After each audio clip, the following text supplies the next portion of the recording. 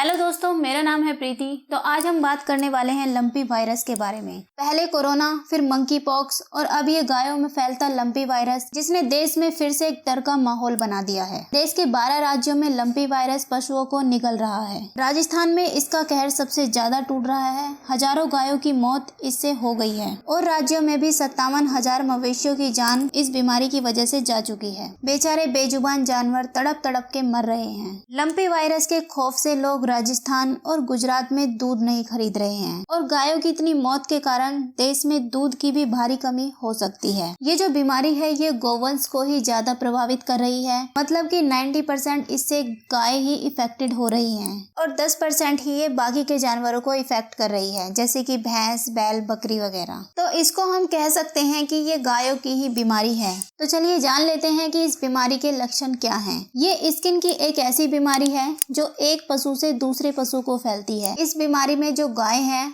उनकी स्किन पर टाइट गांठें हो जाती हैं। उन गांठों में पस पड़ जाती है, घाव हो जाते हैं और फिर वो खुजली वाली पपड़ी बन जाती हैं, जिस पर वायरस महीनों तक बना रहता है। इसके अलावा जो गाय हैं उनके थनों में सूजन आ जाती है, बुखार आता है, ज्यादा लार आने लगती है, आँख आ जाती है और आँख आने की वजह से आँख से पानी भी बहता रहता है। ये इस वायरस के लक्षण हैं। जो पशु इस बीमारी से पीड़ित होता है वो चारा खाना बंद कर देता है।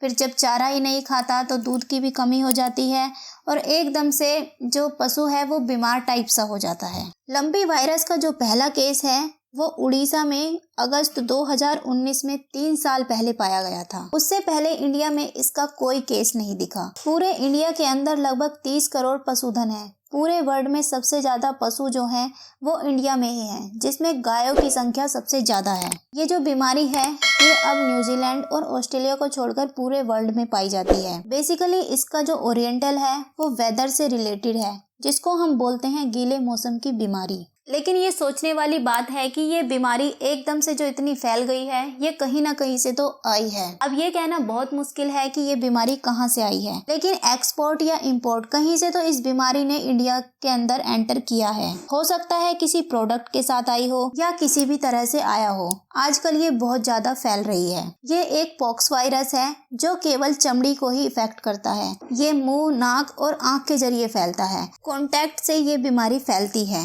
ये जो बीमारी है ये लार, मच्छर, मक्खी या दूषित पानी की वजह से भी फैलती है। देखिए ये जो मक्खी मच्छर होते हैं तो ऐसा होता है कि पहले ये रोगी पशु के ऊपर बैठते हैं, उसके बाद ये स्वस्थ पशु के ऊपर बैठ जाते हैं।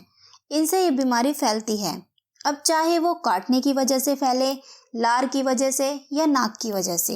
विशेषज्ञों के अनुसार पिछले 50 सालों में ऐसी बीमारी नहीं फैली जिसमें इतने जानवरों की मौत हो जाए। तो ये वायरस गौवंश के लिए एक बहुत ही बड़ा खतरा है। तो चलिए जान लेते हैं कि इससे बचाव के जो कुछ तरीके हैं वो क्या हैं। तो सबसे पहले तो इसमें यही है कि वैक्सीनेशन शुरू किया जाए। सभी अपने पशुओं को जल्द से जल्द वैक्सीन लगवाएं, जिससे कि बीमारी को फैलने से रोका जा सके। और जिन जानवरों को बीमारी हुई है उनको क्वारंटाइन किया जाए। बाकी जो लोग जानवरों की देखभाल करते हैं वो अपनी सेफ्टी का खास ख्याल रखें, मास्क पहने, पशुओं की देखभाल करने के बाद हाथों को अच्छे से धोएं और नहाने के बाद ही कुछ और काम करें। क्योंकि ये बीमारी फैल चुकी है तो क्वारंटाइन और वैक्सीनेशन बहुत ज्यादा जरूरी है। और डेयरी में जो लोग इनकी देखभाल करते हैं उनको भी अलग रखा जाए, क्योंकि ये कहना बहुत मुश्किल है कि कौन सा ऐसा वेक्टर है जो इसको फैला रहा है तो कुछ मक्खी या मच्छर टाइप का ही, लेकिन क्या है ये कहना बहुत मुश्किल है। तो इसीलिए सेफ्टी बरती जाए तो बेहतर होगा।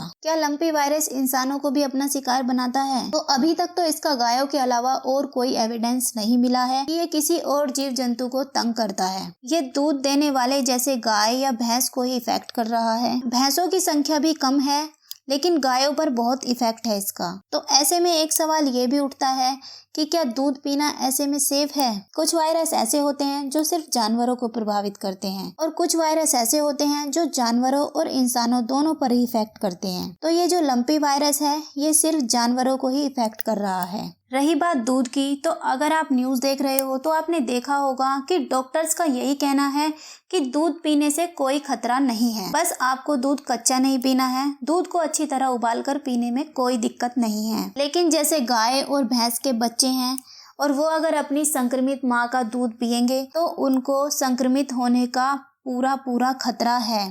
क्योंकि वो दूध कच्चा होता है, लेकिन इंसानों को इससे कोई खतरा नहीं है क्योंकि वो दूध उबाल कर पिया जाता है। तो फ्रेंड्स, अगर आज की वीडियो की ये जानकारी आपको पसंद आई हो तो प्लीज़ मेरी वीडियो को लाइक करके मेरे चैनल को सब्सक्राइब कर लीजिएगा। मिलते हैं फिर किसी नई वीडियो के साथ, तब तक के लिए take care and good bye.